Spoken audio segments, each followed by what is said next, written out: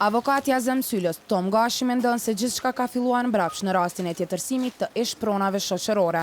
Ai në lidhje me rastin ku të dyshuar janë mbi 50 persona në mesin e të cilive edhe deputeti Azem Syla, ndërsa janë caktuar 20 seanca hetuese në qershor e korrekt. Thot për kallëzopikëm se pretendimet për ndikim të dëshmitarëve mund të jenë një strategji nëse humbet ky rast nga prokuroria. Është një strategji që prokurori pastaj nëse humb këtë rast të thirrës se dëshmitarët eventualisht kanë qenë të kërcënuar, të friksuar, të shantazhuar apo të korruptuar, por duket që gjithçka në këtë rast ka filluar gabimisht. Gashi më tej tha se nuk e kupton se pse dëshmitarët janë të mbrojtur, pasi që vetë prokurori e ka bërë publik identitetin e tyre.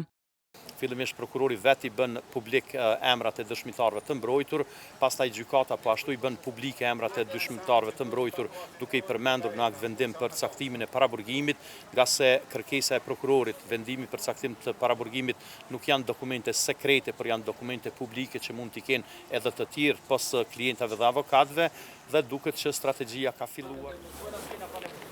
52 persona mes tyre edhe Azem Syla, deputati PDK-s dhe Nuhi Uka, i cili ka qenë kryetari i gjykatës komunale në Prishtinë, dyshohen për tjetërsim të ish pronave shoqërore. Sylës dhe Ukës para disa ditësh u është vazhduar paraburgimi edhe për 3 muaj nga gjyqtarja procedurës paraprake në Prishtinë.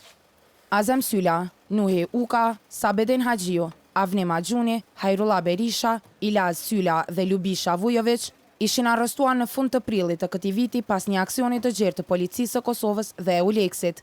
Prokuroria pretendon se këta persona kanë tjetërsuar prona shoqërore në mënyrë jo ligjore në regionin e Llapnasjellës, për çka të gjithë të dyshuarit janë deklaruar të pafajshëm.